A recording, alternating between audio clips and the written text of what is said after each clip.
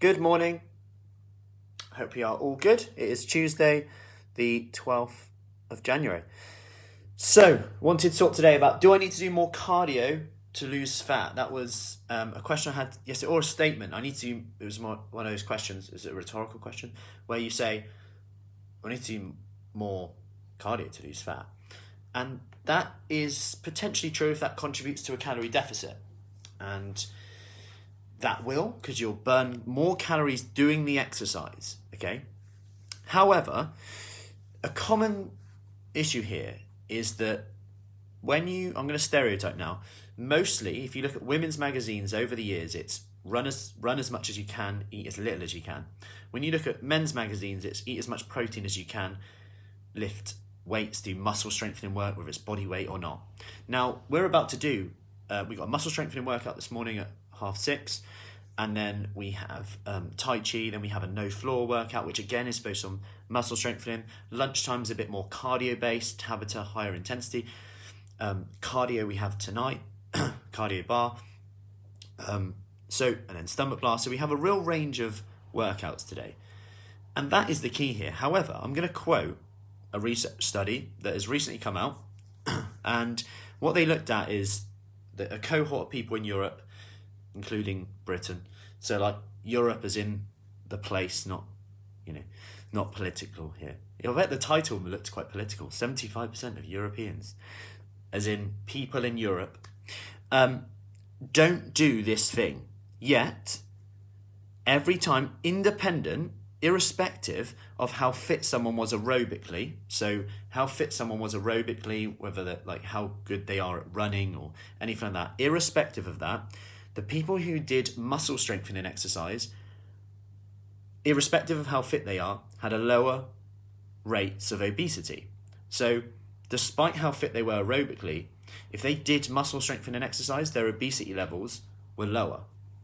So lower obesity rates were associated with people who added muscle strengthening into their routine, even if they were unfit. Obviously, I'm not promoting people do no cardio here.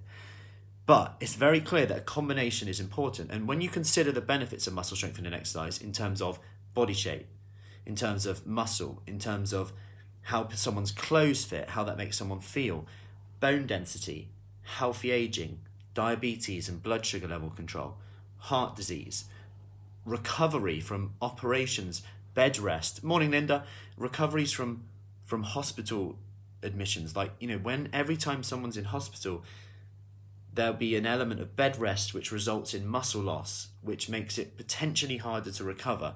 The more muscle we have to lose, essentially we're in a better position. Inevitably, everyone is probably going to have an issue at some point where bed rest is needed. That's just inevitable. The best way to almost prehab that, it seems, is to have as much muscle as you can to lose. And again, that's going to help us recover quicker. Hip fractures, all these things, bone density. Muscle strengthening exercise is very clear on that. Not to mention obesity, which we know has, especially in today's pandemic, we know has a huge link with the consequences.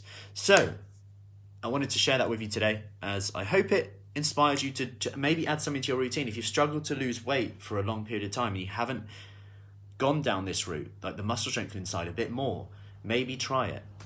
What have you got to lose? Because sometimes we just go down that route. And we know that the more muscle someone has, generally the better control of their hunger as well. So lean body mass was generally associated with people being more in control of their hunger. They generally had less hunger, which is really interesting.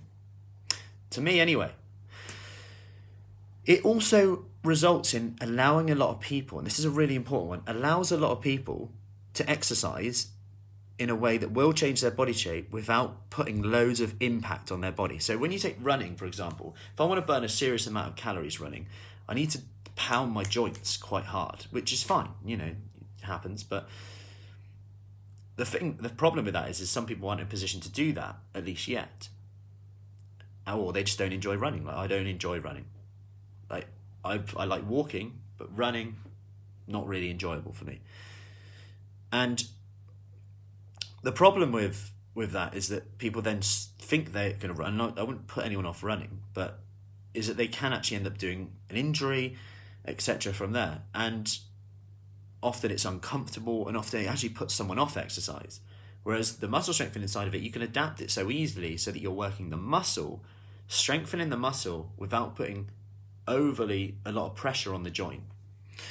Anyway, I best go set up for our 6:30 workout this morning, which is muscle strengthening. If you want more information about a 28-day Kickstart, do send me a message. I'll get you the details. Have a lovely day and speak soon. Take care.